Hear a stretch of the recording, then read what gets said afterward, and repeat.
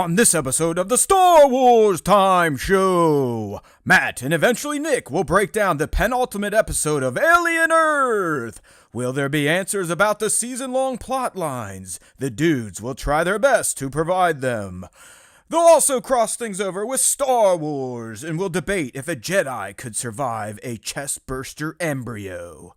Of course, they'll end the show with Question of the Week responses and the latest round of Top 5 Star Wars fan artist features.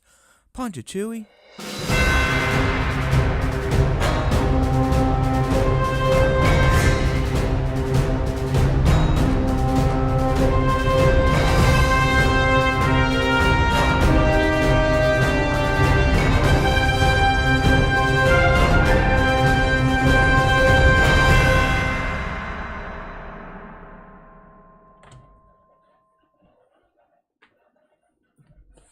Hey now,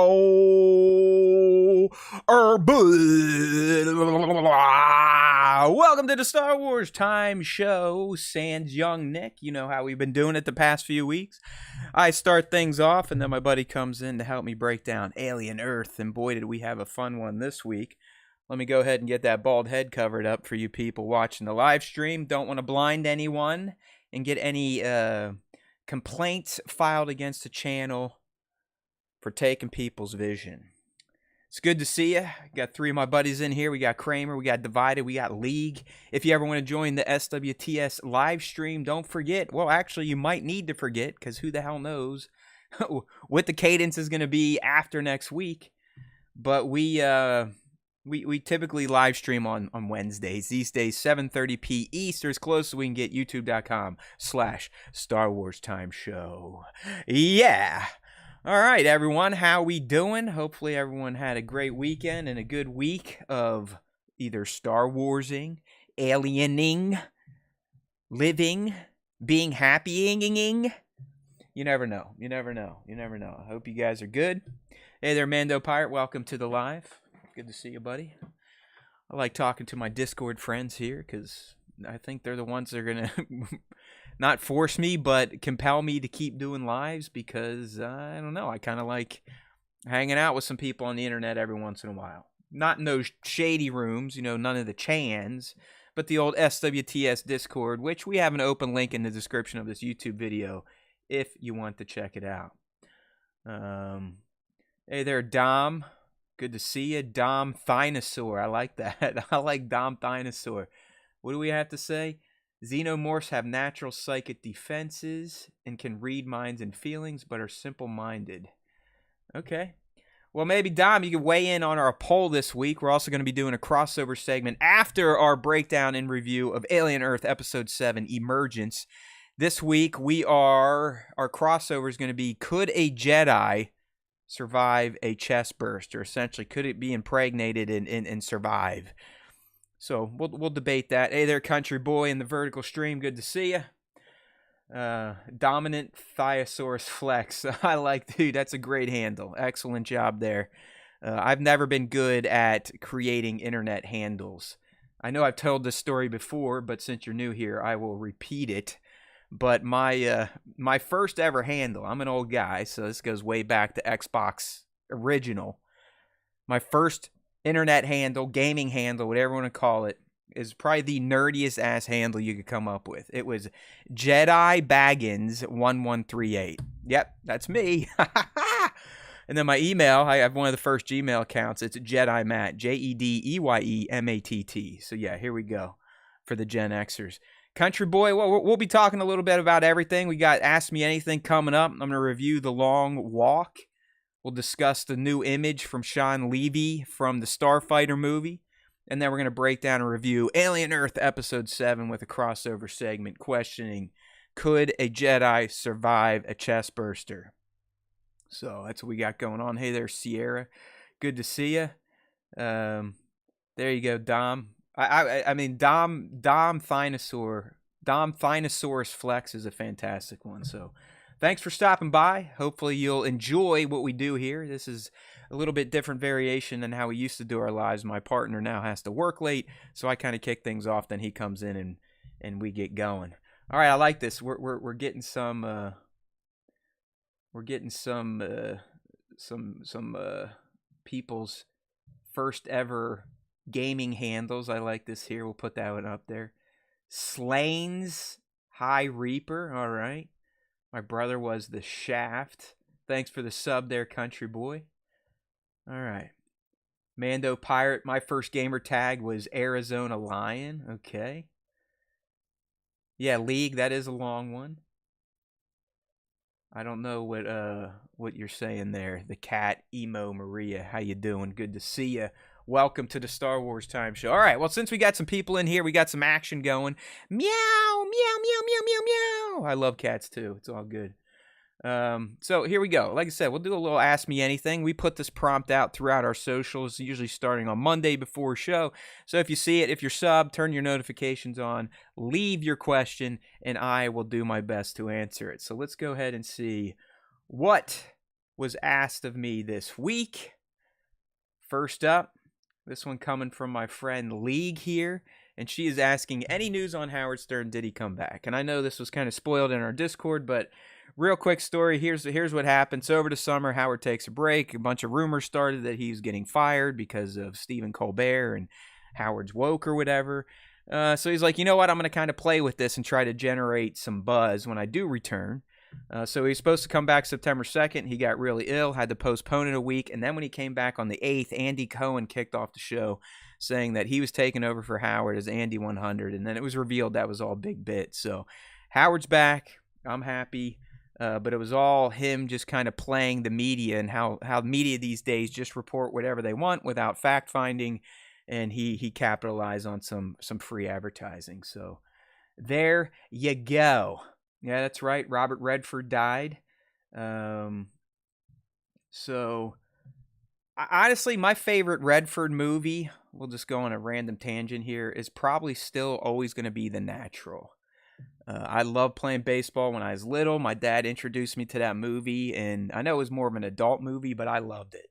I mean, I still got the theme in my head when he's hitting those home runs. Dun, dun, dun, dun, dun, dun, dun, dun, dun, dun, dun. So yeah, the rip Robert Redford. But like I've said before in the show, I don't really care when celebrities die. They're just humans. I mean, I feel bad for their family, but it doesn't really impact my life because they were just someone on TV or movies. So big deal. We got Country Boy asking, how do I feel about the Charlie Kirk getting shot? Listen, you don't want anyone to get shot. I'll leave it at that. It's a hot button subject. People are getting canceled left and right, so I will just leave it at that. It's not cool to shoot people if you disagree with their opinions, all right? That's like third world, backwoods type of stuff. And that's that. We'll leave it at that. It's not really a political show, so I'm sure we can get all sorts of opinions from your TikToks or Instagram or YouTube. But just seeing the discourse around that event, I'm not gonna touch that with a 10-foot pole, if you know what I mean. But thanks for asking there, Country Boy. All right, next question coming from Scion XTC. 1-on-1, who would win, Harry Potter or Luke Skywalker? Ooh. Yeah, I mean, I've talked about this before. I do think Harry Potter is more or less Star Wars with magic. I think J.K. definitely lifted a lot of concepts from Star Wars. I mean, Harry Potter is essentially the chosen one. Very similar story to Anakin, except he doesn't, turn to the dark side in full. But I do think mano a mano, Luke is taking out Harry Potter. Luke is definitely taking out Harry Potter. So, I mean, I guess I'll justify Luke being able to dispose of Potter over the fact that Luke also has physical combat prowess, right? He can fight with melee weapons in addition to using magic, aka the Force. And I think the Force overall is probably more powerful and over-encompassing than magic. So I think Luke could make short work of Harry. How about you out there? What are we saying? Yeah, Dom's going with Luke from the live stream chat. All right, that's one for Team Luke. What else we got? Well, we got people talking about Jimmy Kimmel. I didn't even know that was happening. Who knows? For Luke versus Harry, it depends who whines the best about their lot in life. Yeah, that's coming from League of Extraordinary Sixers. But yeah, I mean, Kramer saying Luke, I don't know. I know this is a silly discussion, but this is a silly show. So, hands down, I think Force users could take out magic users from the Harry Potter universe. Anyone want to challenge that opinion? All right, looks like I win here. Dom chiming in, spells would help Harry, but it's just utilitarian. Yeah, I mean, like I said, I mean, Luke essentially has the magic too. I don't know, like, how far can Harry's spells interact with someone's body? I mean, if Luke wanted to, he could crush Harry's guts just with his hand, like Daddy used to do. I'm sure there's a spell, you can just have a spell to kill someone, right? I forget the name of it.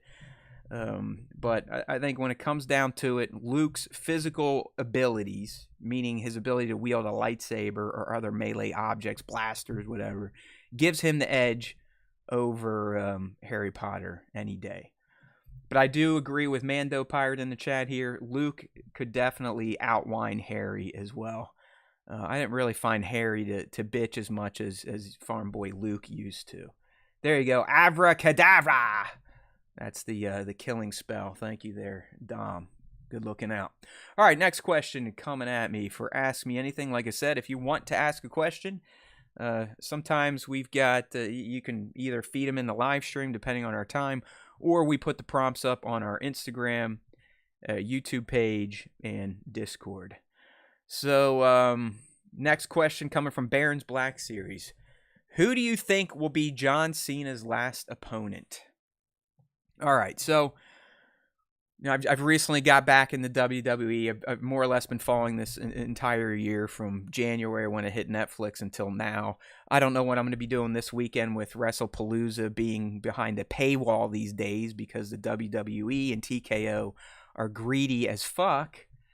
But John Cena, he's on his retirement tour, so he's kind of had a who's who of matches throughout this year. I mean, he's gone against RKO, Cody, who else? I think maybe CM Punk possibly he fought, Logan Paul. So Baron's asking, who do I think is going to be his last opponent? I honestly, I mean, The Rock to me makes the most sense because they kind of had a big feud, and The Rock more or less passed the torch to him to be the guy, if you will. But I know The Rock, I mean, he's pretty cut down. I don't know if he's in ring shape like some people are saying on our Discord. The other one, and I don't think he's physically able to, but it would make the most sense for Cena's career or to end his career. It would be Kurt Angle, because I'm pretty sure Cena was introduced back in 2003 or something on SmackDown, and his first fight was against Kurt Angle. So that's what I am. Those are the two, in my opinion, would make the most sense for John's, one last time narrative. But who knows? Who knows? Knowing Triple H these days and some of the story choices he makes, it could be something stupid. Like, I mean, I like Dirty Dom, but I mean, I wouldn't be surprised if he did something like that. So, let's see what we got next. What we got here in the chat? Any questions here?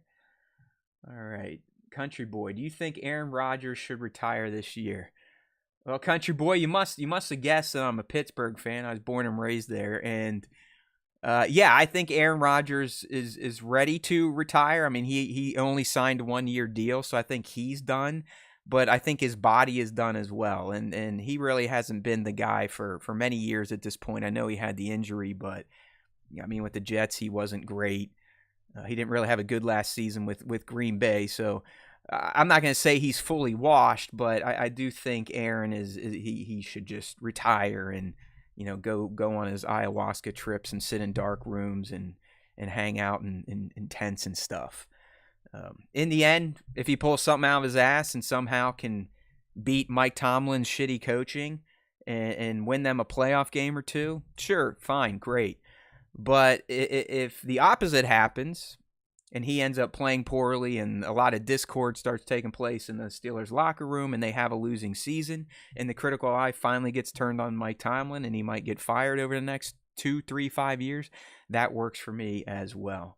I think the Steelers have bigger issues than a 41-year-old, not as physically gifted as he used to be quarterback, if you know what I mean.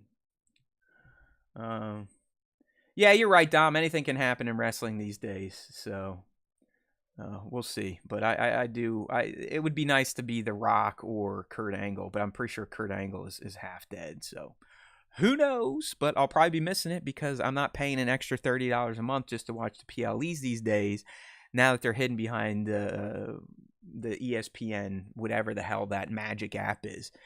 So if anyone has any good VPNs they can recommend so I can watch it through Netflix European, let me know. Shoot me a DM, as they say. All right, next question here coming from Kramer, our resident football guru and fanatic. Thoughts on the Steelers and Seahawks game? It was terrible. I mean, what do you think my thoughts are?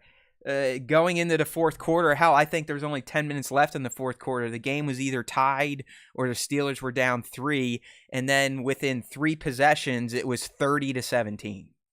Because again, Mike Tomlin sucks at coaching. They have the highest paid defense in the league. The defense has now given up 63 points in 2 games. They've allowed 100-yard rushers over the first 2 games. And then you got special teams where guys don't know the rules of kickoffs. So the game was disgusting, but quite frankly, it's more the same. I'm used to it. This is how the Steelers have been for over a decade now.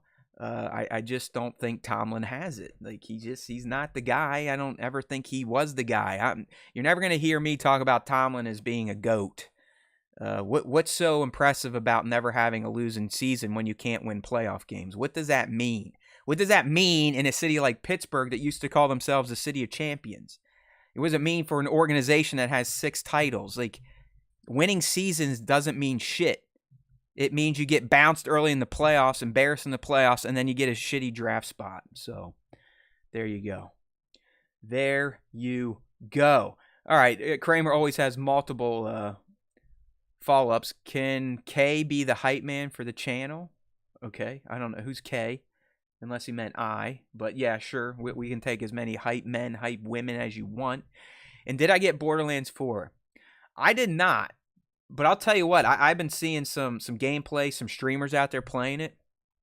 If I can find another old person to game with me, I might consider it. I do think Borderlands 4 looks like it has recaptured the essence of the Borderlands franchise, going all the way back to the OG. So it's on my radar, but quite frankly, Kramer, I really haven't gamed all summer. Like an idiot, I've gotten back into reading books, believe it or not. Again, longtime fans, you'll know what I'm talking about, but I probably haven't read books in 13, 15 years, and just one of these days I was like, you know what? I think I'm going to try reading again. So I've been going through Isaac Asimov's Foundation series, just to kind of see how much different it is to the excellent show on Apple TV. All right, thanks for your questions, Kramer. Let's go ahead and move on to the next one. I know, Kramer, you must have missed that announcement last week. I have picked up reading again, like an actual person that has a brain, believe it or not. And it's been fun. I'm not going to lie. I see what you words and shit lovers mean now. Reading is kind of cool. All right, we got our boy Phil asking, if you could cross over Star Wars with any other IP, which one would you choose? All right, I don't want to be lame, because we're talking about Alien Earth tonight, and we've been talking about Alien Earth for the past, month or so, because we're covering that excellent series. But in the end, I really do think Alien or Predator would be good crossovers for Star Wars. It would be fun. It would be different. Let's get away from the big evil Empire threat and bring in another threat like a xenomorph infestation. Even though they're not as intelligent as a Yuzan Vong and shit like that, I think they could introduce a fun new type of story trope in the Star Wars universe if we included aliens, xenomorphs in particular, the drones, the queen, the face huggers, the eggs, all of it. And then, you know what? You might as well loop in the Predators, too, because like we revealed many, many years ago, thanks to a Star Wars comic and some Easter eggs, They had a predator mask in a museum, and I still contend it's a xenomorph skull. So they're all a part of the same franchise to begin with. I think Dom Thinosaur has a good call here in Warhammer. I think that'd be interesting because Warhammer, it's very like almost like a religious zealot, almost cult type of setup. But their culture is very warlike. It's focused on kicking ass, taking names. So that could be a fun one too. And their big tank-like armor going around trying to fight Force users. Maybe the galaxy has to band together against the Warhammers. You never know. Country Boy, no. We just stream the YouTube. We're old assholes, so that's why we do it. You know what I mean? Maybe one day. Maybe one day. The cat, thank you. I love just the random keyboard types, just like a cat would be doing if they walked over their keyboard. So I'm all about that. Yeah, the Yautja are hard to fit in Star Wars diplomacy. Yeah, because they don't give a shit. I mean, they're the predators is what he's talking about. They kind of do. Their whole culture is built around becoming a warrior. And it seems like they're more like individual based. It doesn't seem like the Yautja are into big communities and tribes. It's all about you becoming the hunter on your own, proving yourself that you're worthy. That was the whole point of AVP, or even some of the Predator movies we've seen. Where they're kind of sent to that. What was the one? The one with Adrian Brody. I forget the title of that Predator movie, but I mean they essentially had a planet to bring other species to test their hunters. So, hey there, owner. I like that. All right, good question there, Phil. Up next, the good friend Divided Sky Walker, aka Abigail Sky, asking, do you prefer summer or fall? It's a great question.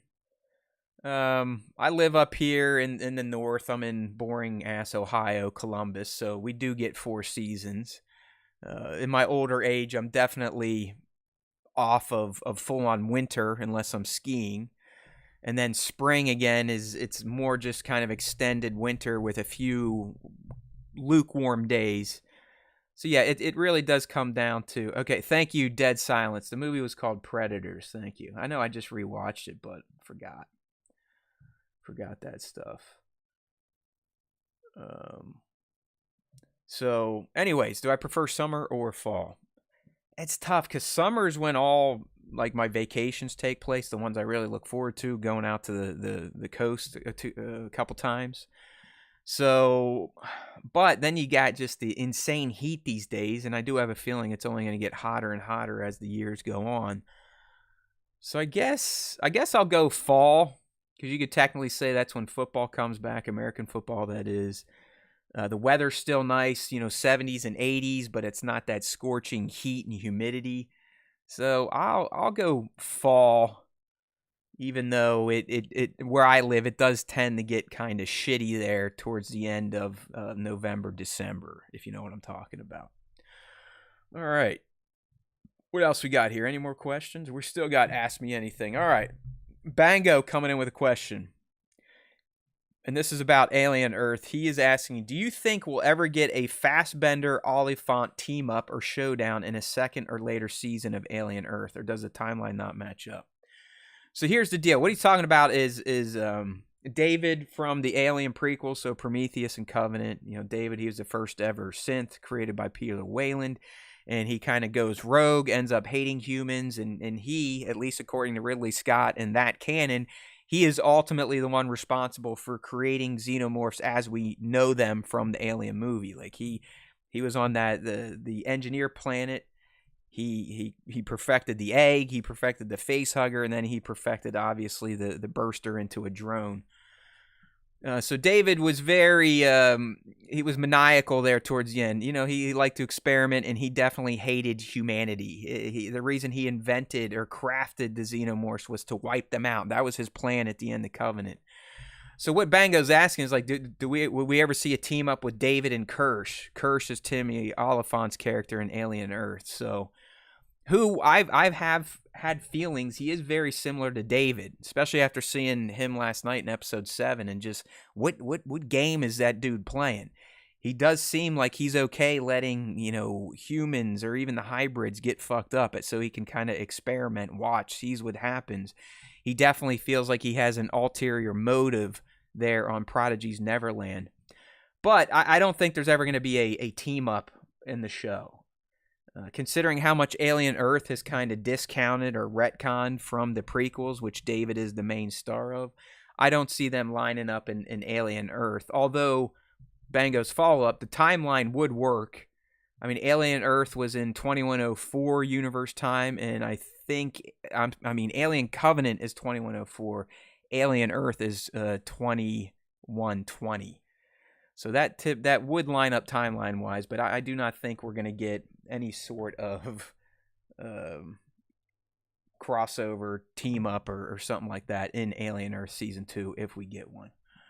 All right, let me check the chat here. We got some people humming away with questions here.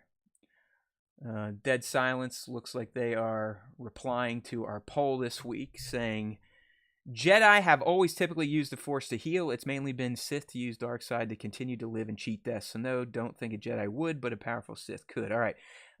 Dead Science is replying to our poll, essentially asking, could a Jedi survive a Chestburster? Dom saying Kirsch was made with freedoms. David had no boundaries.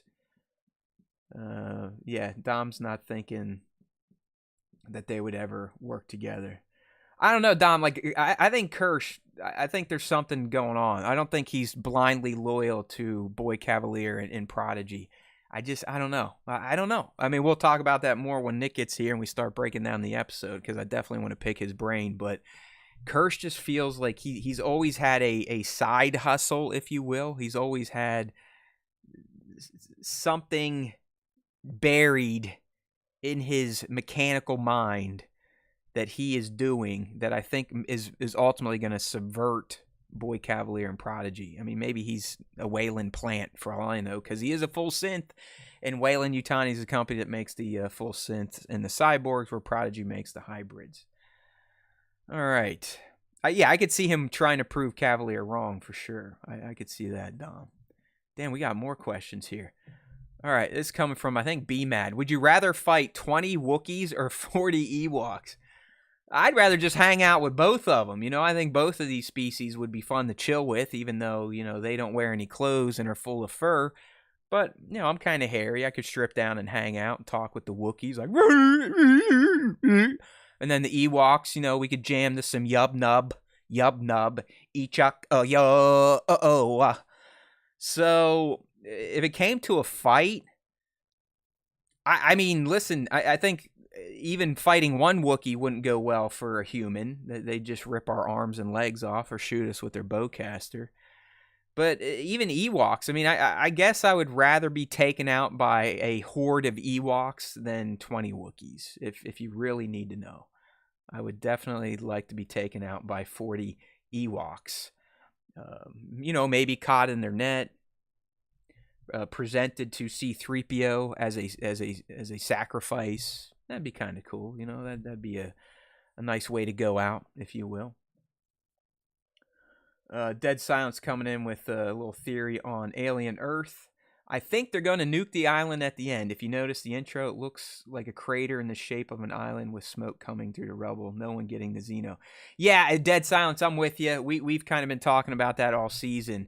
Because in the end, Prodigy has to get wiped off the map. Because Prodigy does not exist in Alien Romulus. It doesn't exist in Alien. It doesn't exist in Aliens. And all the way up to Resurrection. So something happens to that corporation, and the fact that they have something that Wayland Yutani wants, and Yutani is willing to do anything. You saw that in episode 7 with her sending Mara and a strike team there.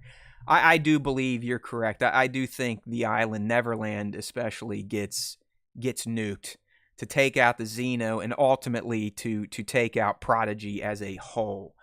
Now, I don't know if we'll get that at the end of this season. I don't know if this show is going to go on than more than just one season. It hasn't been called a limited series, so I guess there's always hope.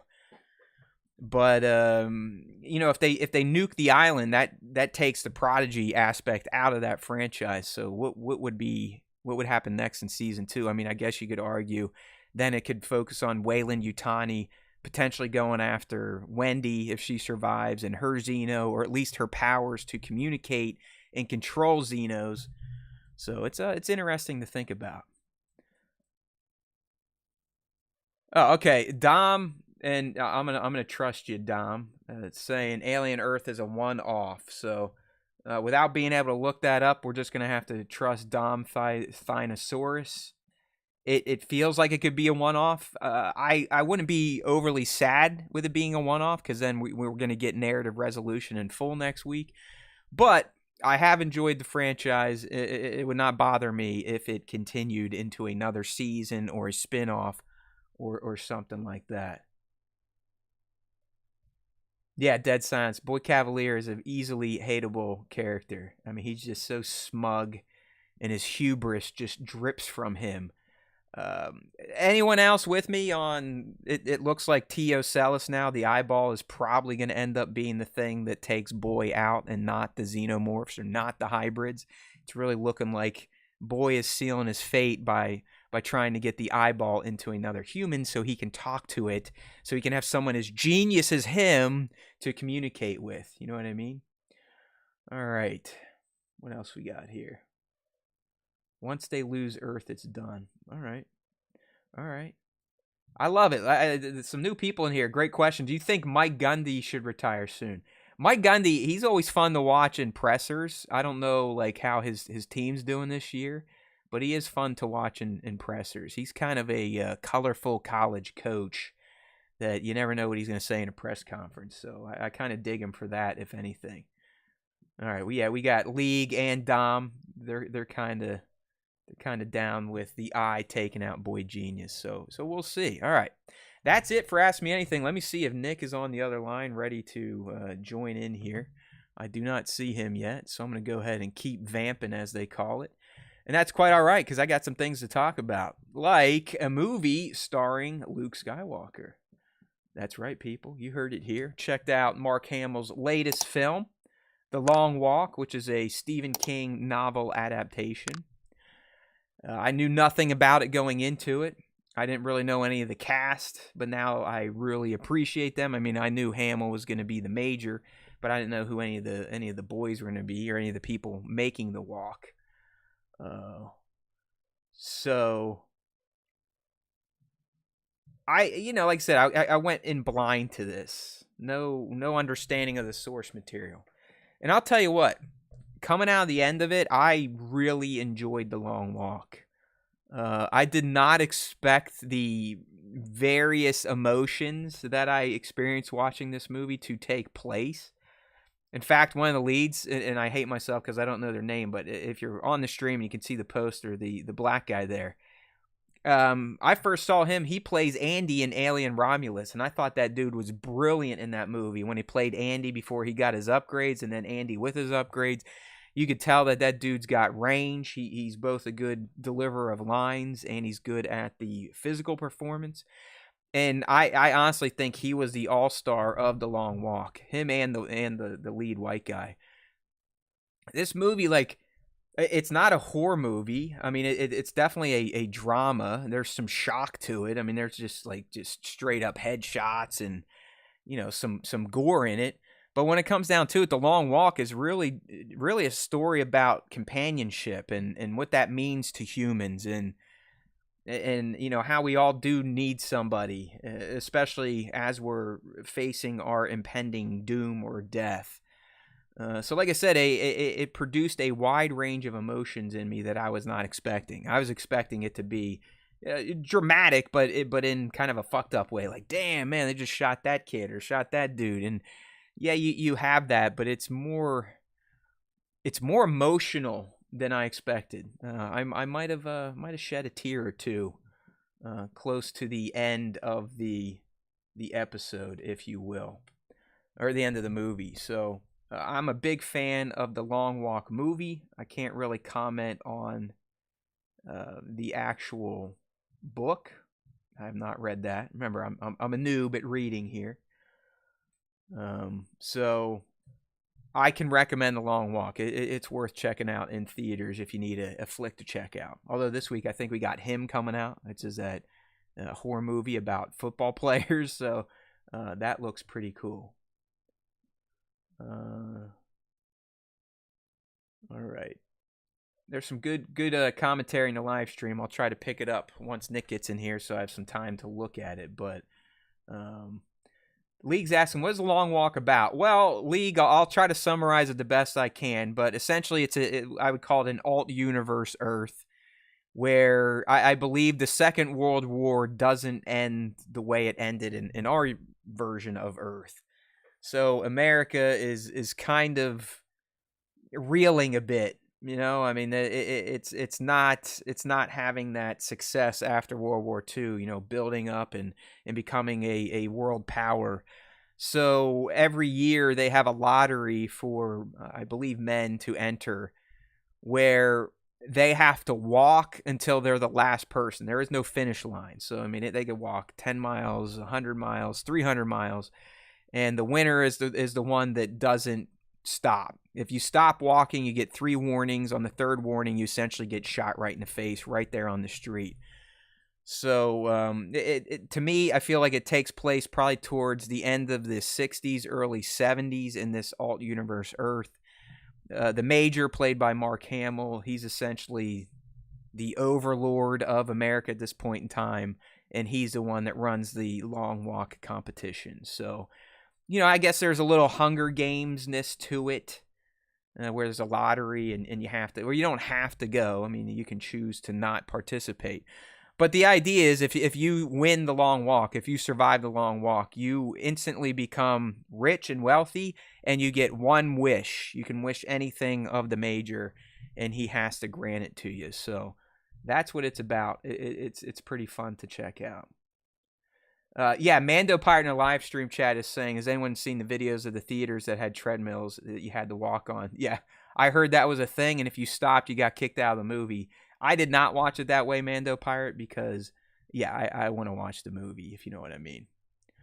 All right, still no young Nick. So, hey there, the cat emo Maria. Glad to see you're still typing away. The kitty is. We appreciate that. So there you go. That's The Long Walk. Up next, this literally just dropped this afternoon.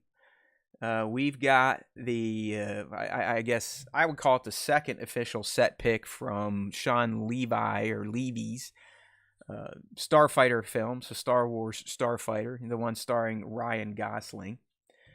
And, you know, we got, okay, Nick is here, so let me bring him in real quick, and then we'll continue this conversation here. Heyo, young Nick. Welcome to the Star Wars Time Show. Hello. Right, there he is. Glad to be here. All right, just in time. I was just about ready to hit this last news item, and then we can get into Alien Earth. I know you're working all day for the man. I'm not sure if you saw the new set pick from the Starfighter movie, but Sean Levi released it today. I don't know if it doesn't really give us much to go on, Nick, but we got Ryan Gosling and his co-star Flynn Gray. They seem to be on some sort of skiff on the ocean. It reminds me very much of the craft that we saw in Kevin Costner's Waterworld, you know, with like those hand cranks and shit. Yep. But I don't know, man. Do you think they're lost at sea? Or do they make their living at sea? Do you think Ryan and this Flynn Gray character are father and son, or is it more like the kid was put in a situation to where now Ryan's character has to take care of him? Are they marooned? Is this daily life? I don't know. I mean, like I said, there's not much to go on here, but what do you think of this image? Given the way that they look, it almost looks like they may have like be stranded, like you said, marooned. Yeah, Gosling looks a little beat up. He looks a little beat up. Yeah, like they crashed maybe, and the ship is not usable, so they have to figure out a way to get out of there. And they're like, well, man, just make a skiff, and you know, we gotta make it to that piece of land over there that we can see, but we gotta get there with this little raft or something like that. Yeah, I mean, listen, I just the fact that we're getting drips like this, it makes me happy because it confirms, yeah, Star Wars fans, you are going to have a movie in 26, Mando and Grogu, and you're going to have a movie in 27, Starfighter. So the fact that Sean keeps dripping these out, not really revealing much of anything outside of what the characters look like, what they're wearing. I mean, Gosling, dude, look at that. His pants are, it almost looks like he's wearing space chaps, but some of the material is very Darth Vader pant-like, kind of like that rubber Yeah. or puffy foam Yeah, type like of type almost action.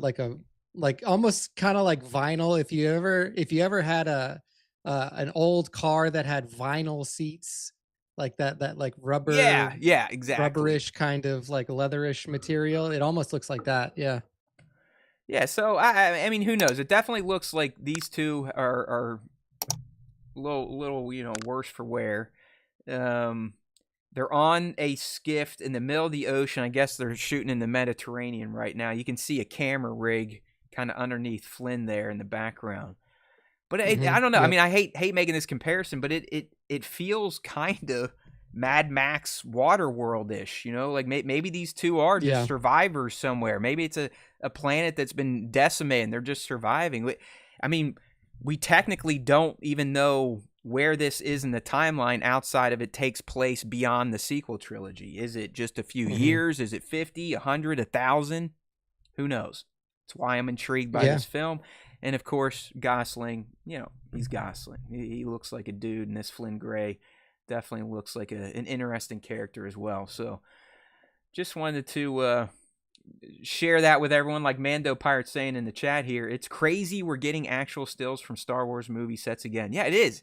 I mean, think about, like, for people like Nick and I that more or less started this dumbass show to talk about Disney taking Star Wars over and producing content. We thought we were always going to be doing that, but then we had the Rise of Skywalker and all the other shit in the sequel trilogy, and Solo failing at the box office, and Lucasfilm completely pivoted. Stopped making movies. I mean, we have not had a Star Wars movie since 2019. 2019. That's crazy to think. It went TV, and now it's abandoning TV and going back to films. What the hell are they doing over there? I don't think anyone knows, but hey, we're here to cover it. It is nice to be talking about Star Wars movie stills for the first time in what, 5-6 years, right, Nick?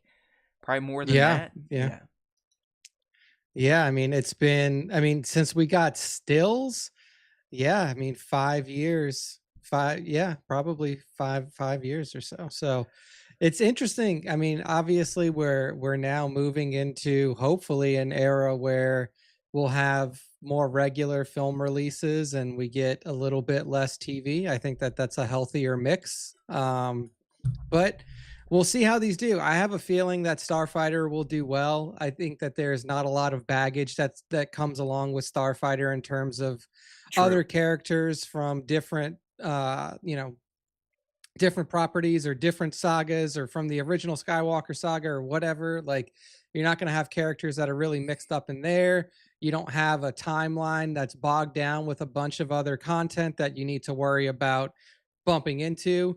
This is kind of, an ideal situation for Sean Levy and Ryan Gosling to have, is like all you have behind you, like everything is behind you in terms of the timeline and nothing is in front of you. So you can set precedent, you can Right. make up new stories. You're not relying on what other people are doing. So I'm really interested to see how this turns out. And I have a lot of faith in Levy and Gosling. I think they're good creatives and they're going to put out something pretty strong. Heard. Yeah, I'm with you. I think this one, and I'm kind of a sucker for Mando and Grogu just because, hey, they're Mando and Grogu. But Starfighter has potential to maybe even entertain more than that because, as Nick said, Yeah. it's almost going to feel like brand new IP, even though it's set in the Star Wars universe. So I think that's Nick. I got to introduce you to the cat emo Maria. They've been in here since the beginning, and the way they communicate is through the cat walking on the keyboard. So that's why Nice. you're getting all these excellent live stream messages. So thank you again to cat emo Maria. We also got a great new handle in here called Dom Phinosaurus Flex. I So see that. I see that's that. been pretty excellent too.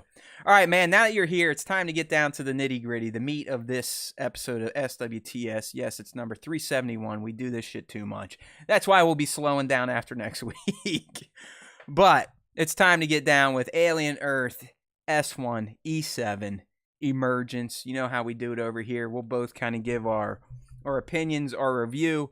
Then we'll dive into the meat of the episode, ask the questions hopefully you've been asking yourself or searching the internet for, and we'll try to provide our dumbest of responses.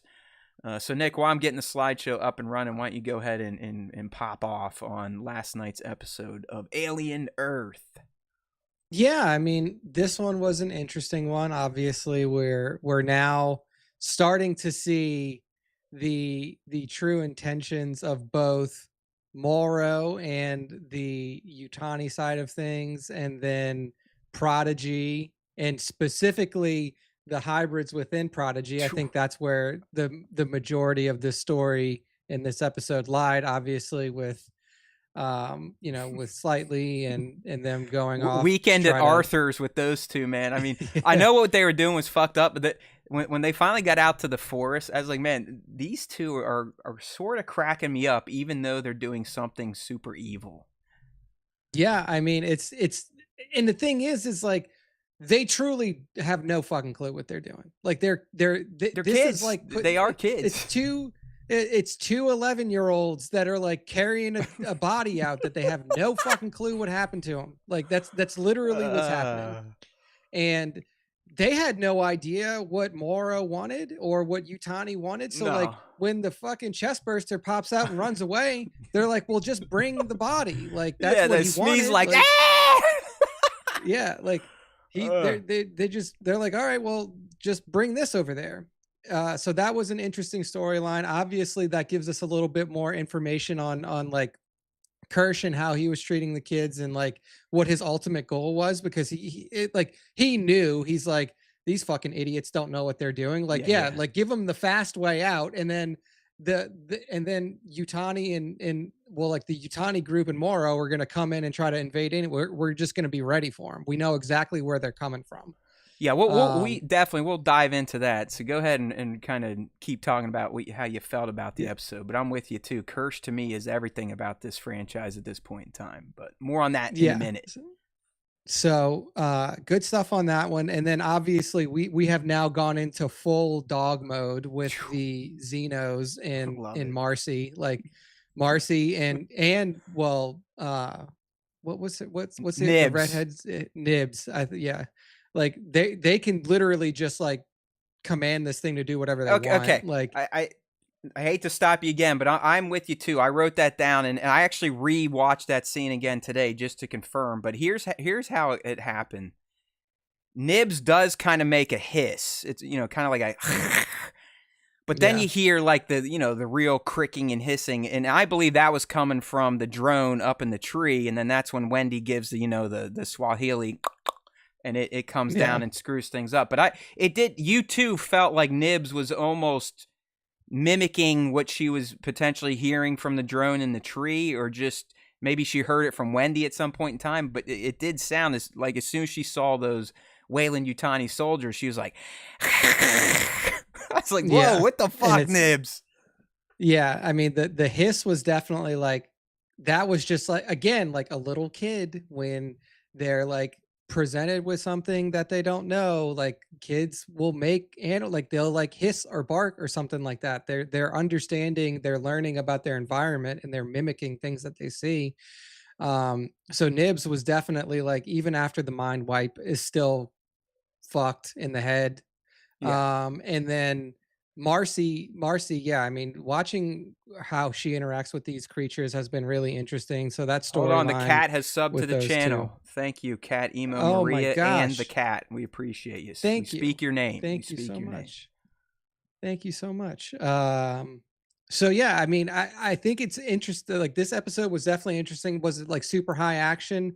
In some parts it was. Obviously the parts where the Xeno comes through and just rips apart all of the Yutani soldiers that they run into in the forest, and then towards the end when we get on the boat, but yeah, I mean, I thought that this show was, or this episode was pretty good. It sets up an interesting finale, right? And I think it does lead me to believe that there is probably at least a second season planned, right? Like it Well, seems like there's no. Our new buddy Dom said that this is was planned as a one-off. So That's I don't know if that interesting. can I mean, change. I mean, maybe we'll be better informed last week. Like if it's a bow tie ending, then yeah, maybe it is. But if there's some loose threads, you would think that was Noah going like, "Hey, yeah, I know we only signed a deal for a season, but if we want to go somewhere, I've got some pokers in the fire."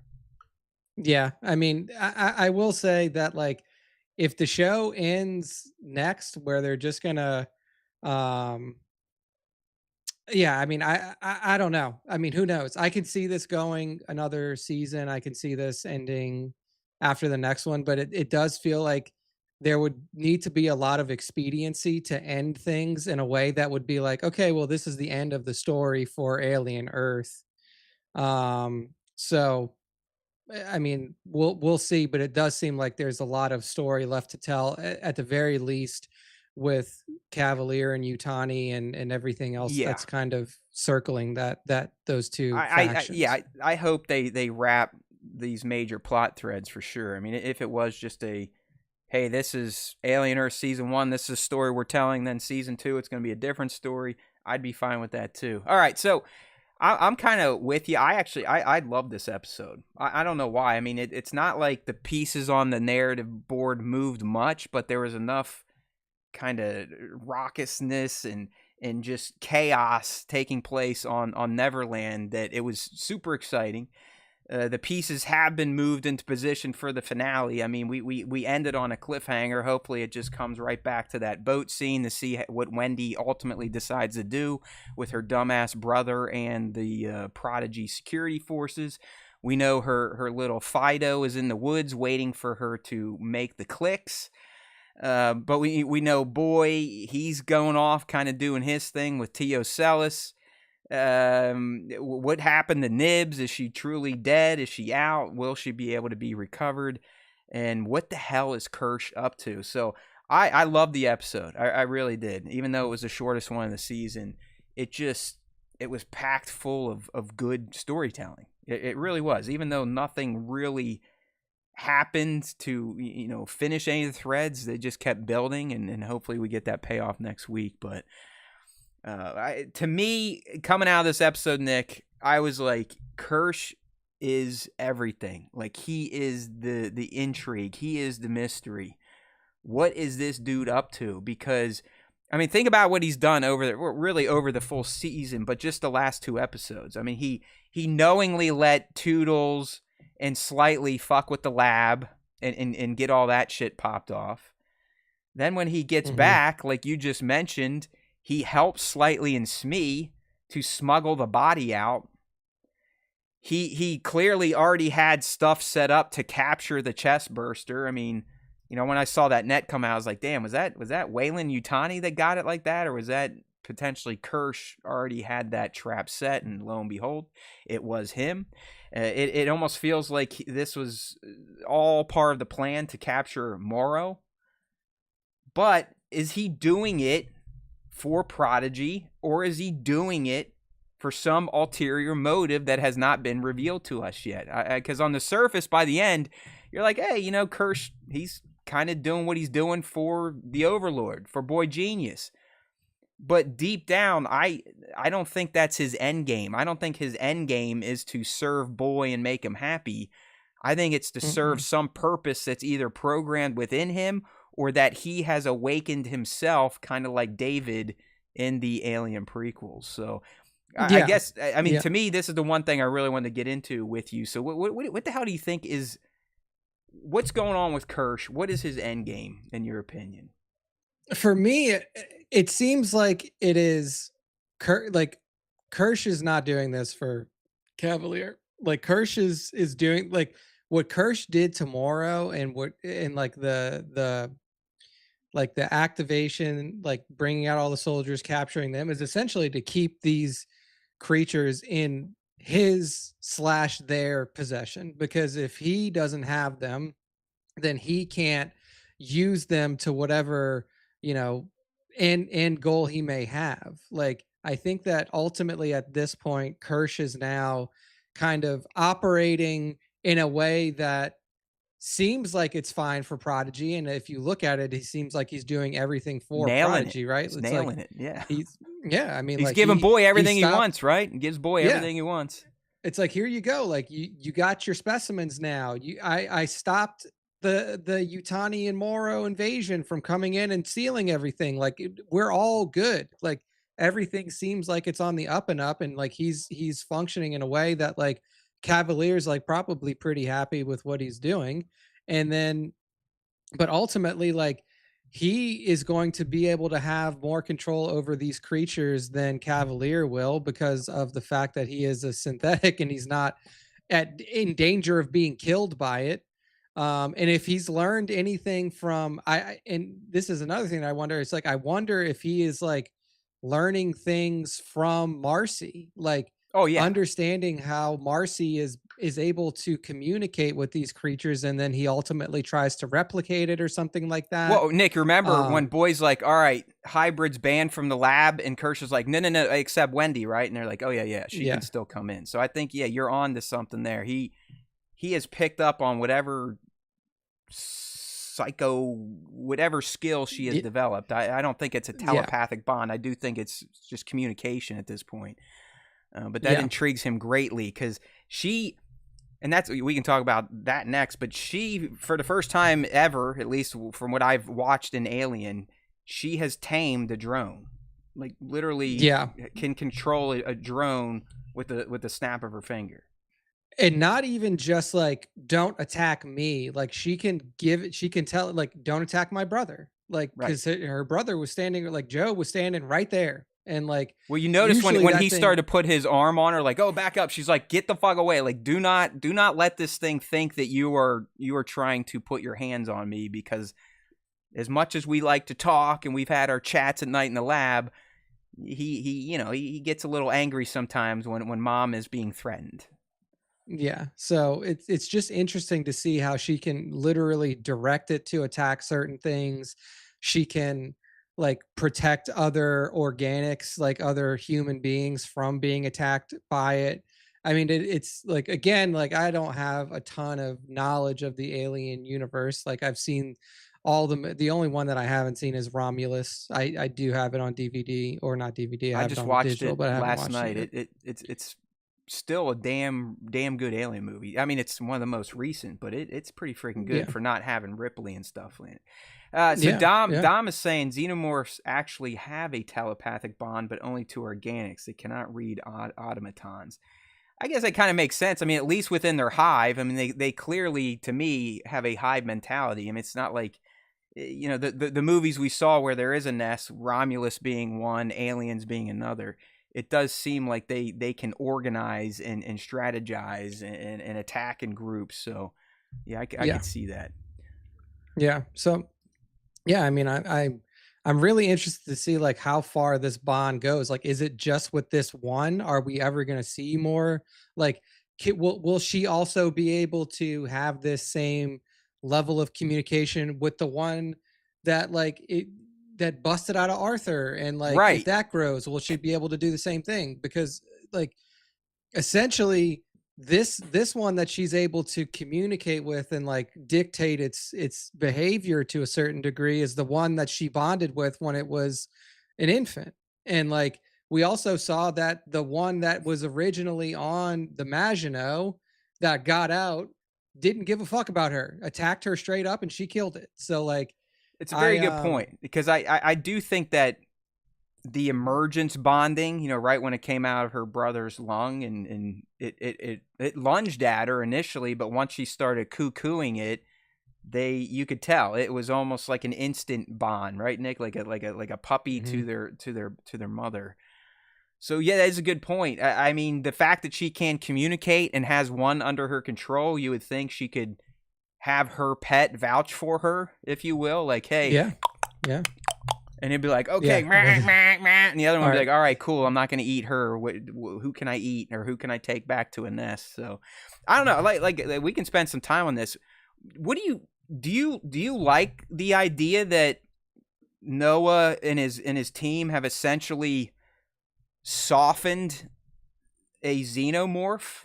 Like I mean, Nick, do you as a pet lover or whatever, do you almost kind of have emotions for this drone at this point in time? Like you kind of are rooting for it. Like it's not No, the bad guy. No, it's still an no. evil, I mean, brainless killing it's machine. yeah. I mean, like, is it acting in a way that's different than every other one that we have that we have seen or interacted with or been exposed to in any Alien franchise before?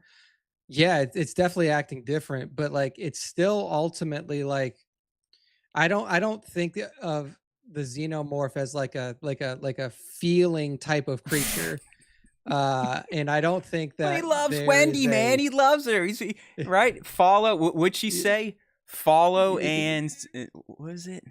yeah, What was? follow and hide and follow, Yeah. There you go. There you because go. yeah, hide and follow. But it's like ultimately it's like do I like, and the thing is about Wendy is like Wendy, like what, in my opinion, what Joe did on the boat was the right thing to do. Like his sister and and Nibs were getting ready to just unleash this thing Oh on no, I'm all about it. human Fuck beings again, Prodigy. like just Fuck kill him. them all. Like they are they like Wendy has gotten to a point now to where it's like I understand why Joe is turning against her, because she's an 11-year-old that now has What the did you ability to kill whoever she do? wants. Yeah, like she can now, with her own body and with a literal killing machine attached to her side, can kill whoever she wants, but she doesn't have the mental capacity to understand what she's doing. Like she doesn't really, like she's just like, you're not doing what I want you to do, or you're in my way, so I'm going to kill you. And it's like that's just not okay for to do with anybody. Like so do I have feelings, or do I think that the xenomorph is like a altruistic being that's working on behalf of Wendy to help save her from Prodigy? No, I think it's like it Yeah. heard something that it related to, and it also has a feeling that this, like, I can't kill this girl because it doesn't have meat parts. So it's like I'm just gonna like I'll I kill think the it loves things her, with meat man. parts. I think it loves her like a dog. See, well, I'm on the complete opposite spectrum than you. I'm team hybrids and xenomorphs at this point in time because Prodigy and all of its employees are absolute pukes. I mean, I guess the soldiers, they're just kind of ground troops. They don't really have a say. But they're working for an evil, massive corporation. Look what they like. The hybrids themselves were essentially little kids that were ripped from their bodies and put into an experiment. And the way they treat them now, they erase their memories. They let them walk into this lab and watch them essentially get melted by alien flies. And quite frankly, my last note from last night's episode is fuck Hermit. Can't wait. Like I want his sister to turn on him. I want his sister to call that Xeno to the dock to eat everyone. And my God, was it glorious to see Nibs after that dickhead threw her little stuffed animal into the water, rip his chin off. I mean, that was fucking awesome. And then she's just like ripping guts from everyone. So we're gonna have to be on different sides of this line here when it comes to the characters of Earth. You can be team Joe and Hermit. I'm going team Wendy and Drone. I'm totally rooting for them to enact as much wanton destruction as they can next week in the finale. Yeah, I think like for me, when like these kids are, like Wendy in particular is just like, it's hard to look at them as human anymore. Like they're not human, but like they had a human brain that was kind of sent over to a body, like a synthetic body. And I think that now, like they're obviously hybrids, they're not human, but I think that they have lost the, like, they're soon going to lose the ability to empathize, because empathy is based purely off of the notion that you can understand what another being is feeling, or you can understand like why something, or like why somebody is affected by something, and they just don't have the ability to do that anymore. And when you lose the ability to empathize, you lose the ability to interact in a human way with the people around you. So now they have just turned into like like they're just going to turn into more violent synthetics is basically what's going to happen. Sweet. Let's go. Let's bring on the war. Robots versus machines, man. Why not? Robots with aliens versus humans. I would watch that any day and just, let's scorched earth this shit. All right. Yeah, like I said, I still think the curse thing is what I'm most intrigued in. As much as I enjoy what Wendy and her pet are up to me, the meat of this series right now is finding out Kirsch's end game. I mean, that whole end around, was it just to catch Morrow, Nick, or was he trying to get in good with someone? Was it just to capture the Chestburster because he wants to keep studying and knows whoever has the specimens essentially has the keys to the kingdom? It just, I don't know. I mean, I'd love to find out that, and this would never happen. I mean, this is like way out nerd theory, but we've talked about like somehow David was able to broadcast out to other synthetics and potentially unlock their programming like his, and Kirsch is one of his agents on Earth. That to me would be the most exciting. I think it's the most far-fetched. I mean, ultimately, I wouldn't be surprised if Kirsch is just a plant by Wayland Yutani, and he doesn't even necessarily know that he is. He's compelled to do what he's doing. I don't think it was just a pissing match between him and Morrow. I mean, I think Kirsch truly had this all planned out. He knew exactly how to play Smee and Slightly. He knew exactly what they would fuck up. He knew exactly where to get the burster. So, I don't know. Don't sleep on Kirsch. I know the focus is on the alien and Wendy. She's supposedly the main character. But when it comes down to it, like I said, Kirsch to me has the most intrigue. All right, some other things to talk about here. I did love when Wendy was in the lab and they were explaining the Toodles and Zed and she should keep her mouth shut and they weren't going to let her leave. She just goes like, and the Xeno instantly is like, all right, motherfuckers, you want to mess with my mommy? Curly still is a loyalist. It's not clear if she is going to rat them out to Dame Sylvia. She just kind of rolled over there and needed a mommy hug, but Curly definitely is the one, the notion of Prodigy being her overlord. Initially, Nick, when she lets the Xeno out, do you think it was ultimately for a distraction, or do you think it was to save him? What was her ultimate goal there? To provide a distraction for their escape, or to save it? I mean, I think that she knew she could use it.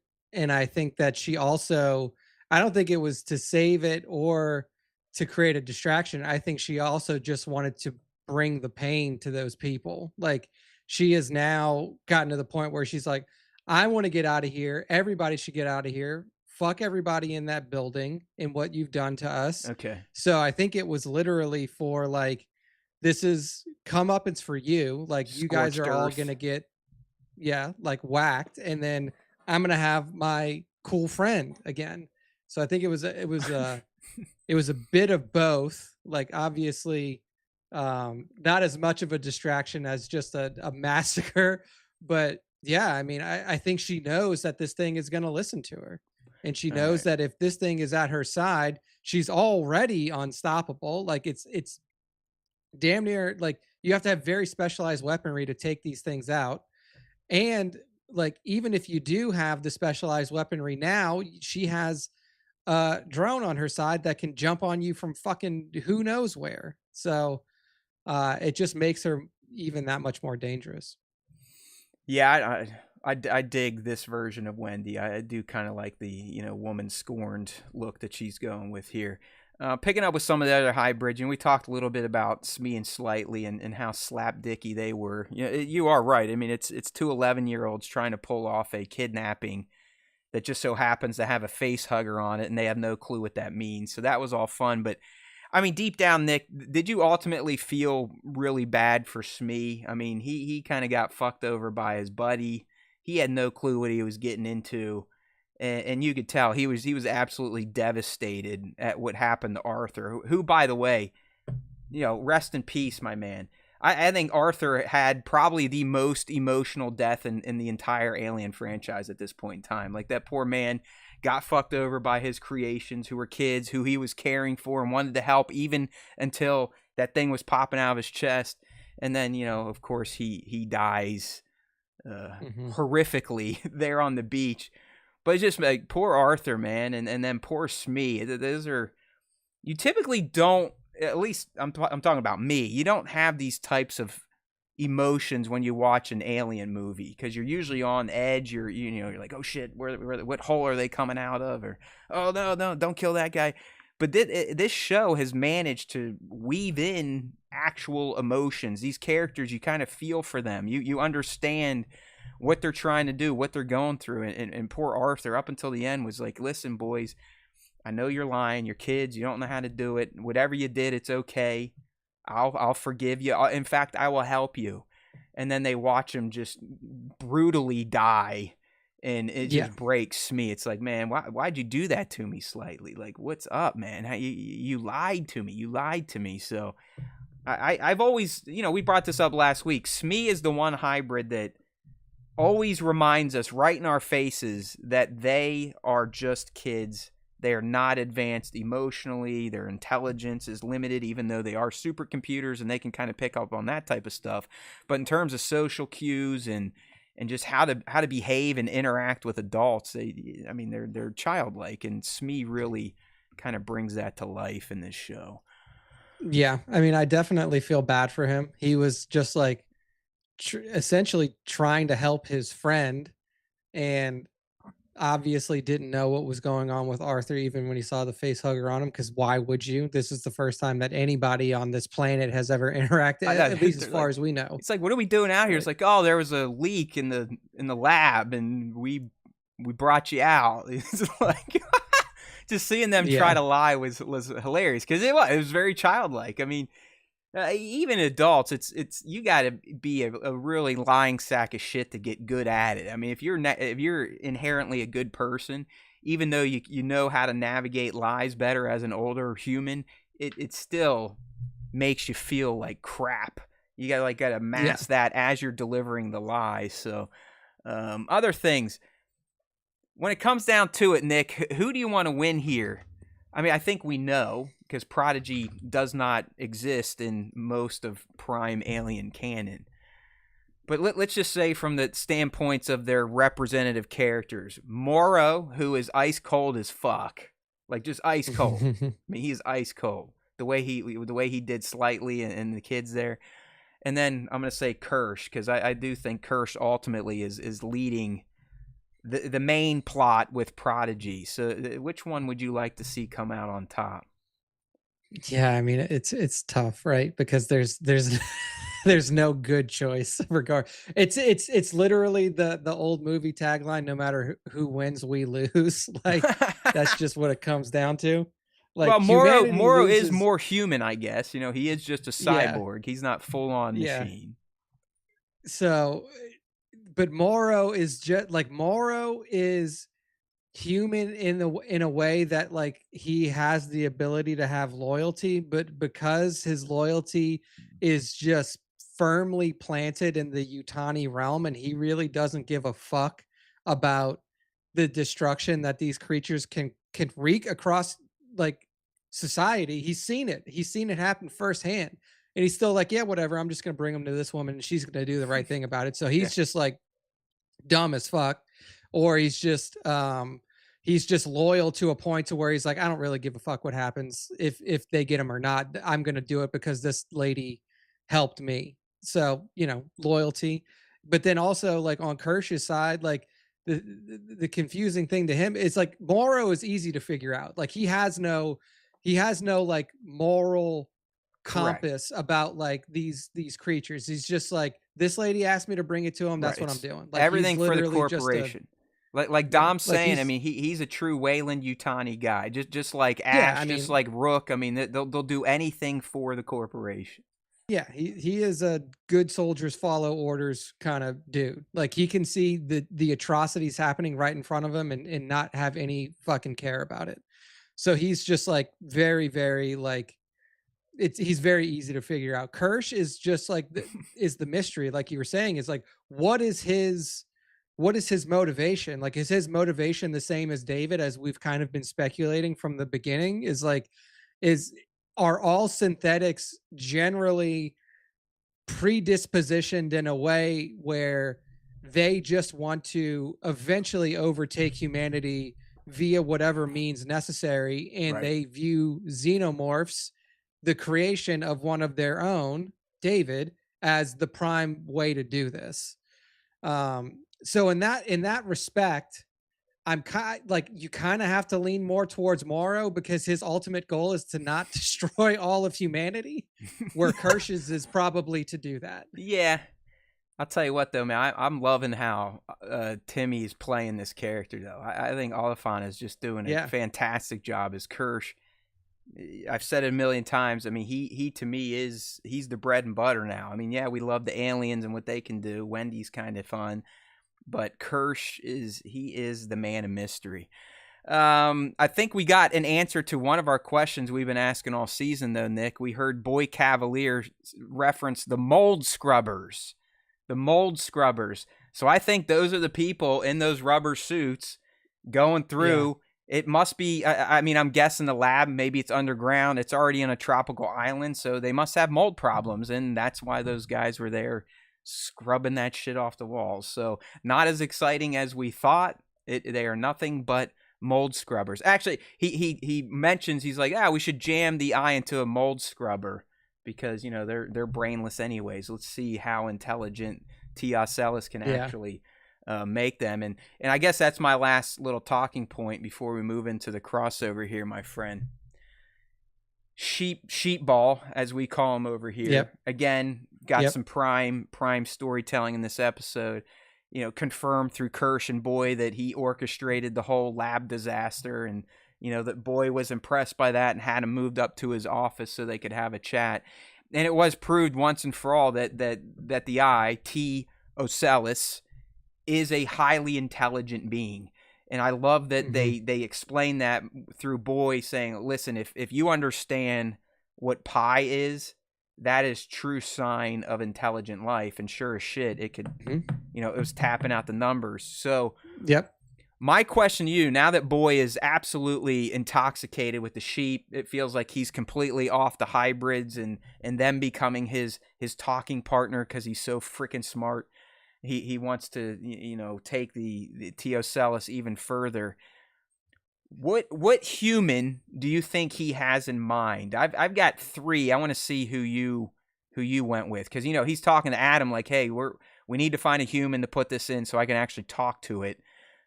Clearly a big mistake, and I think it was before you got here. Do you agree that Boy is actually going to die at the hands of the eyeball at this point versus his creations or a Xeno? I mean, if Noah Hawley has a sense of irony, then yes. And like that's kind of where the story is leading to, right? Like all of all of the external threats within the lab are kind of like now recontained. You know, if the Xeno was still there, you would have to question that, but it's gone now. So yeah, I mean, clearly what's going to happen is like he has a level of hubris where he's just like, oh well, I'll just like put outsmart it. a human, yeah, like I'll just put a human by it that I wanted to inhabit, and then it'll just do what I want it to do. Like it'll just inhabit that thing. But this thing is clearly intelligent. It clearly has an understand. Like every time you ever hear about like how we would communicate with aliens, it's always through math. Clearly that's the method that he used, and knowing pi, like you said, is a very high level concept when it comes to like understanding of greater life and everything like that. So ultimately he's going to get outsmarted by this fucking eyeball, and then he's going to be the fucking eyeball host. Yeah, I think it kills him either way. But who do you think Boy has in mind? Do you have any candidates off the top of your head? I've got three. I mean, I think it's Sylvia Yeah, the initially. dame. Okay, Yeah, that was like, one I had. and then The other one. Go ahead. yeah, I mean, for me, I'm trying to remember like the other, like Sylvia is the only other human that's in the Prodigy But lab, right? That we actually know well, their name. they're all still on the island, so pretty much any human's still on the table. I guess I'd say that we've met. Yeah, like a lot of the people that are in the lab now are dead, and that were human. Yeah, I mean, to me, it's either Sylvia or Utani, and the Utani angle is like, oh, bring her back in for negotiations, and then like show be like, look, I'll show you that the specimens are still here, they're safe, everything is copacetic, and then unlocks it, boom, and like his idea is like Interesting. this thing will go for her. All right. So here were mine. I agree with you. I had Dame Sylvia as one. The other one that I think is probably going to be the candidate, and Dom's kind of he might have seen like behind the scenes that might confirm this, but it's Hermit. Like, boy already hates Hermit. Hermit's tried to escape. He's going to be captured at this point. So he makes a pretty good candidate to have the eye jump into. And the third one, probably a long shot, but sort of in the same vein as what you're saying, Moro. Why not Yeah, punish the enemy? But he's a cyborg, so would T.S. Celis want to interface with that, or could he interface with that? We don't. yeah, As of right now, we don't think the eye can take over an inorganic being like Kirsch or the or hybrids. the We don't know hybrids, for anything. sure, but it doesn't seem likely. So Yeah, I think Hermit is number one. Then I'd go Dame because she's got some beef with Boy right now, and then my long shot guess would be Moro. Utani would be yeah, great. I don't think that's going to happen because she's no, the overlord of the corporation and essentially the planet. But yeah, Hermit to me yeah. seems like he kind of earned himself this trip now that he just tried to escape and got caught. Yeah, so, I could see that. I don't know if and the question is, like, because we don't really know a whole lot about this creature, right? Like, clearly it has a brain within its within the unit itself, right? Like, unless it Oh yeah, takes no, over. all its intelligence is the eye. I think it just Yeah, takes over exactly. host, like it can take over bodies and control Yeah. them. Yeah, so, like, it doesn't need somebody, like, an exceptionally smart person to, like, be able to use its full capacity. Essentially, it just needs a body that it can communicate with. The Yeah. funny thing to me is that, like, When um, it took a shit trying to count out that pi. yeah, that was funny. But, like, the funny thing to me is that, like, but it's also, again, it's just hubris where it's just like like Cavalier really thinks that he can just like put something in front of this thing and that it's going to do what he Yeah, wants I it to know. do. Like, Well, it's probably. I and mean, also, honestly, I think the eye is its long game is playing out. I think it knew that this yeah, thing that Boy would come after him. I think it knew that it would want to put him in a body. I think once it gets into a body, it's gonna do what it needs to do.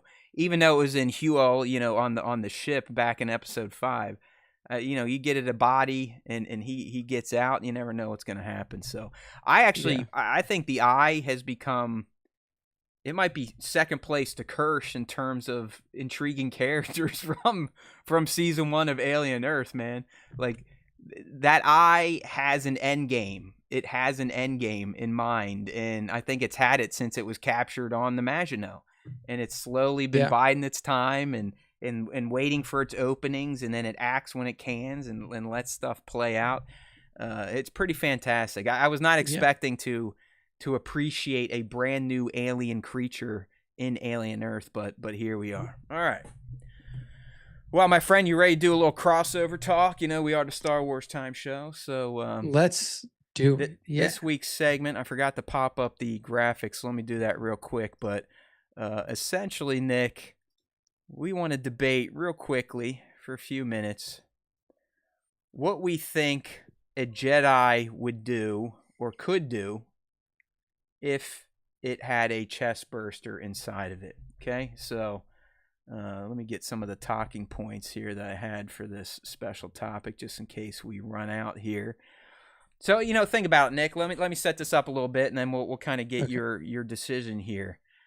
But we know, at least through the sequel trilogy and whatever, that Jedi can heal. Some of them have that healing ability. I mean, we saw Rey literally heal a hole that went through Kylo Ren into his gut, similar to a chestburster explosion. You know, probably not breaking ribs and shit, but he caught a lightsaber. It was a killing blow, and she saved him, brought him back to life. All right. He literally brought Rey back from the dead. So the healing power is Christ-like, if you'll allow me to say that.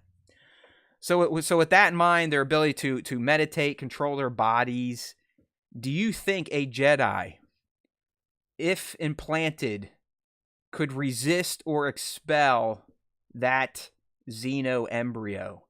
Or if it made it out of its chest, would the Jedi, maybe if other Jedi were around, would they have enough time to resurrect the Jedi? What say you about this? So, could the Jedi survive a chestburster? So I think their best shot would be stopping it before it burst. I think that would probably be their best chance. Like trying to maybe like kill it or expel it or shoot it back up their esophagus or something into their large colon so they could shit it out on a Jedi toilet.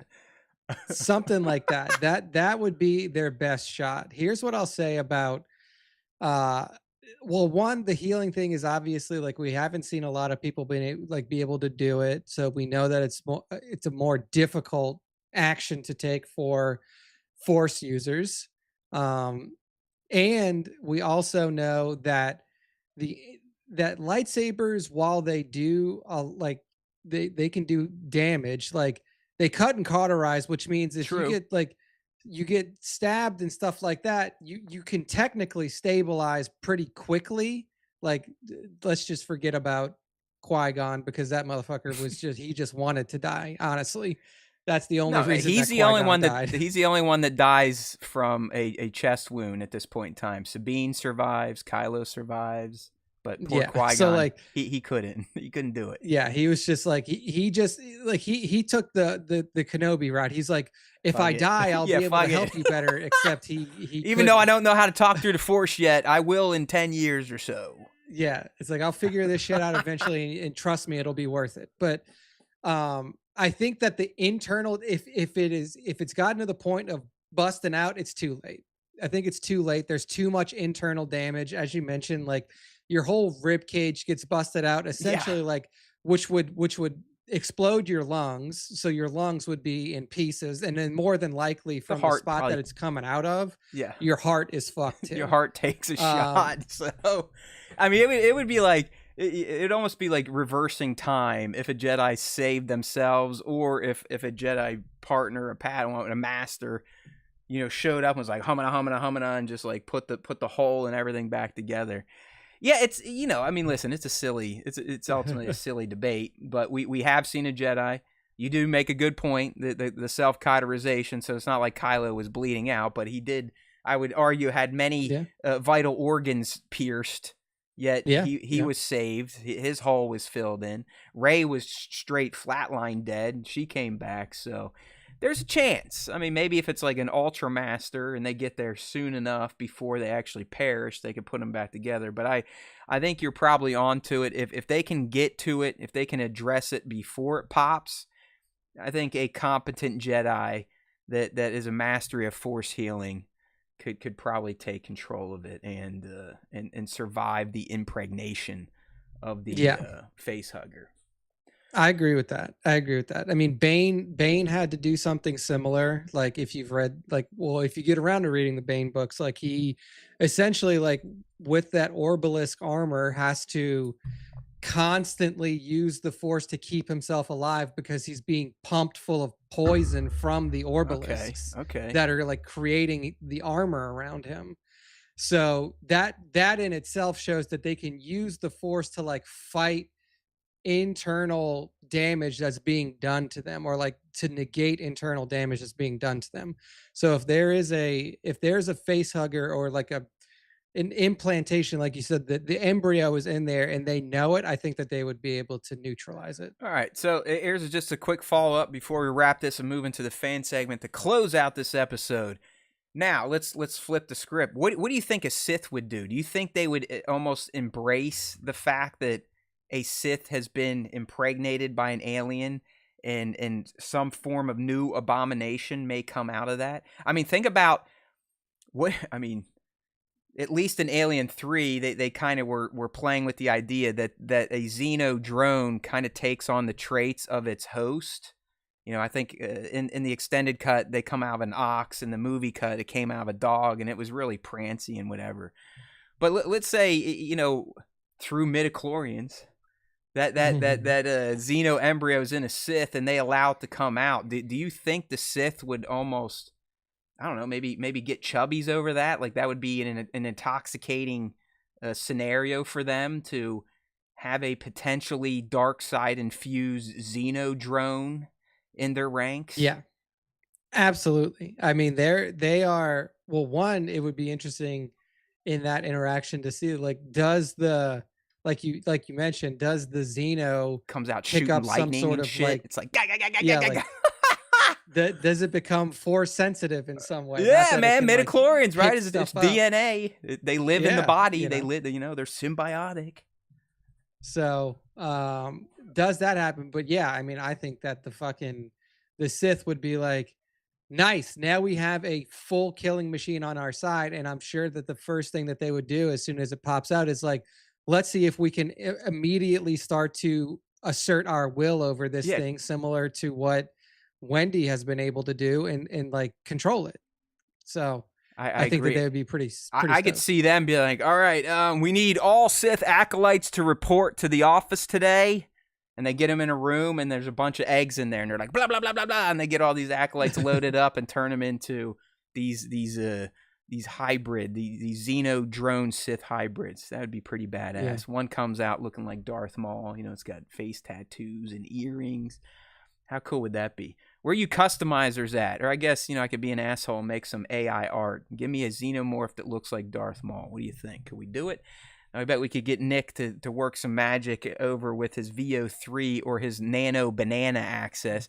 Have you Nano Bananaed yet, Nick, with I have not. your Plus subscription to Gemini? All right. I have All right. not Well, messed that was around fun. with that yet. We'll be breaking down the finale next week, but we're not ready to go yet. You know how we do it over here at the SWTS. We always end with a fan segment. 2 ways to get involved. We got the question of the week, just like Ask Me Anything. That goes out on our socials, typically the day of the show. Just got to be following. Turn on those notifications and reply. And then we're going to have Nick's latest round of the top 5 Star Wars fan artist features. But first, let's hear from the fans on what they thought about our crossover segment and the concept of, could a Jedi survive a chestburster, young Nick? Nice. All right. First up, is this Bango first up with the story reply? I think so. Yes, I think it's Bango. And he says, the only way that's happening is if they're like a healer or something, or maybe they could telepathically kill the embryo inside of them before it develops. Otherwise, DED, dead. So he's kind of on the same path that we are. That is the proper spelling of dead too. It is DED, dead. Indeed, it is. Divided Skywalker says, I highly doubt it. I don't think anything could survive the Xeno life cycle once the facehugger has firmly implanted. If the Jedi could see the facehugger coming at them and stop it using the Force, if the Force even works on these things and can prevent the face hugging, then yes. But the chest bursting, no. So Divided does not think that a Jedi could simply crush the embryo inside of a Jedi body. If they know it's there. Veer Melior 1 says Count Dooku could use the Force to combat poisons or viruses that infiltrate his body within moments. So that's kind of the same thing that I was talking about with Bane as well. So I'm assuming that Veer Melior is saying that a Jedi would be able to take care of that little embryo inside of its body. And then League of Extraordinary Sixthers, League says, if the Jedi can will it to remove itself with the Force, then yes. So I wonder if League, if she's saying that like they essentially a Jedi would like commune with the embryo and kind of like you said, like tell it to come, like force it out in a harmless Yeah, it's like way, for lack of a better. you throw it Yeah, up or something. vomit it up. Yeah, vomit it up. But I have yeah, xenomorph diarrhea today, Nick. I had to compel it to discharge itself through my bunghole. There we go. Yeah, and if that's the case, then like Jedi. I mean, honestly, if a Jedi could neutralize an implanted embryo, they would be the perfect kind of combatants a against a xenoswarm. Like we assume, and we probably assume correctly, that a lightsaber could cut through their carapace. They have the ability, like Jedi can see movement and actions before they happen. I feel like the Jedi might be the perfect counter to an alien. Hell yeah. So All right. yeah, I think that's there we that, go. right? Okay. Let's switch back over then for the top 5. Young Nick, please introduce this week's champions. Indeed. First off this week, and for me, I mean, this guy was all over the feed. I had multiple shots that I wanted to feature, but this is Dank Ferrick Toys, dankferrick.toys on Instagram. And I picked out the Revan one because I like Revan. So this Darth Revan you see here, whipping both the red and the purple lightsaber on a scorched battlefield where he may have just come down with his Sith army and laid waste to some Jedi and Republic forces back in the old Republic days. Love the posing, love the lightsaber effects, love the figure. Darth Revan's just a badass motherfucker. Yeah, agreed. I mean, Right. I love when Dank gets on a tear because, I mean, his work is always fun to appreciate. So check out dankferrick.toys on Instagram. That's right. Next up, we have Toy vs. Rick. Toy vs. Rick, one of our favorites over here at the Star Wars Time Show. And he's given us an awesome look at Master and Apprentice, brothers in arms, Obi-Wan and Anakin fighting off some B-1 battle droids on a Republic cruiser. You see Anakin there standing in the background. This is obviously episode 3 timelines taking place in. Maybe this is happening earlier when they were they landed on General Grievous's ship. Maybe they're fighting off some B1s in General Grievous's ship before they get to the ultimate place where they're captured by the ray shields. Oh no. How could this happen? We're Jedi. We're smarter than that. But overall, I mean, the shot's great from Rick. The pose, especially the posing on the B1 that's getting pushed away, is great. Blasted. Just like that full kind of like these are they're punch. good looking figures. I think this is the SDCC set or maybe the individuals, but I have the OG Black Series Kenobi from Revenge of the Sith, and it looks, I've said this before, I mean, it looks like he spent his entire life huffing paint. Like, he just doesn't look like there's anything behind his eyes. So this is much improved. Great looking shot from Toy vs. Rick, all one word, over on Instagram. Good stuff. Next up, we have Galaxy Outpost, and Galaxy Outpost gives us the shot that we rarely see, which is just Grogu by himself. Right. Usually you get a shot of Din and Grogu or Din and Grogu and some other Mando favorites. But what we see here is just little Grogu looking at a beautiful sunset, just basking in the warmth. And if you go to the next frame, like you had mentioned last week, Matt, right. it looks like Galaxy AI Outpost. Animation. Yeah, the little animation, and it looks so cute just seeing little Grogu. Oh, he's walking. Look at that. that oh, he trips. Yep, no. Yep. Get up. That is buddy. Great. I don't care what people say. I think this use of AI is fantastic, where you automate your toy photography. I mean, is that bad, Nick? Is that bad? That doesn't seem like it's ripping away from any artistic. Yeah, I think that's an acceptable use. I guess you could argue stop motion people are like, well, I used to do that, so. It's like, yeah, but you didn't do that to like somebody else's shot. Exactly. So, but I think it's a really fun little thing that Galaxy Outpost did here, giving us a cute. I wonder what the prompt. What do you think the prompt is for these? I mean, I'm guessing he had to put in, make the character walk and fall over. So they're just so damn smooth, and this is all from a toy shot. Yeah, I may try to it's amazing. I may try to do something like try it out on Gemini VO3 Yeah, or I'll something and maybe see if I I can get mean, it to happen. my photography, I guess, is mostly portrait based. I don't maybe grab. Hey, but send me a few, and then Yeah, I'll see if I can like get it to do something, and I'll I'll do send it back that. to you. I'll do that because I know they're using it's something called knock knock, like NAUK, I believe, which I think that's specifically for toy photography. Don't quote me on that, but yeah, Gotcha. we'll try that out. If I remember, I'm old. I stare and scream at clouds, but if I remember, I'm definitely sending Nick some old shots to see if he can animate. But anyways, Yeah, check out well, check Galaxy it out. underscore Outpost on Instagram. Definitely worth the follow. That's right. Next up, we have Commander Green. So Commander Gree underscore N on Instagram. And it's Kenobi in the 212th. I mean, this is like These are all prime hot time toys, by the way. general. There's a lot of money in this picture. Yeah, I would say this is a multi-$1,000 Yeah, shot here. yeah, dude. uh, so Commander Green putting out the money and putting out good shots. I mean, fantastic look for Kenobi and his general armor. Obviously, during the Clone Wars, he's whipping his armor. He's got his buddy Cody over to his right. He's got another 212 trooper That's over right. to his left. Looks like there's Which some one is that? Blind? B2s. They're going against Yeah, a. B2s. No, I think it's just a 212 commando or Just a whatever. But it looks like 212 there's a commando. droideka and a B2 they're about to tussle with. So you don't Yeah, and usually then they get got scenes like this with 1/6 scale. So I appreciate what the commander's doing here.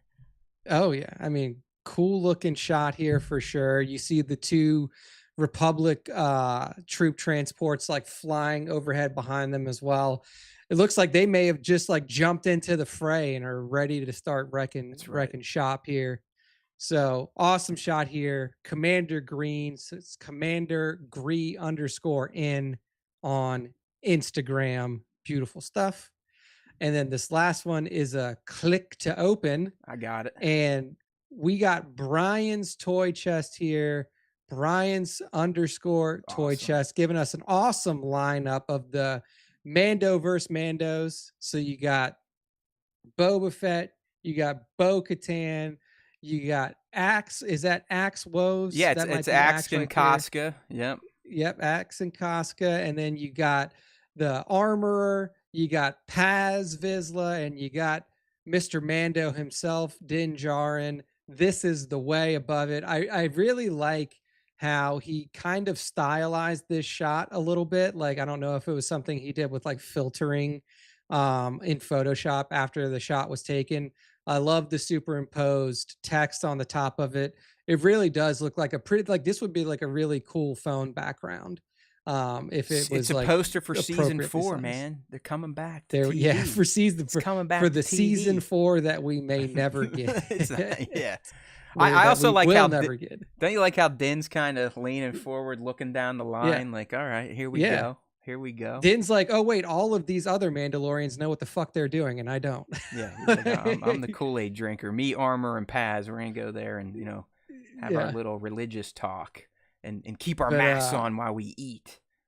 that's right. That's right. You got to shove the food up under the mask. But yeah, I mean, I love the lineup. I love the effects that he's done on the shot and overall the composition. I think that it was a great job here from Brian's underscore toy chest on Instagram. Boom. Make sure to give them a follow.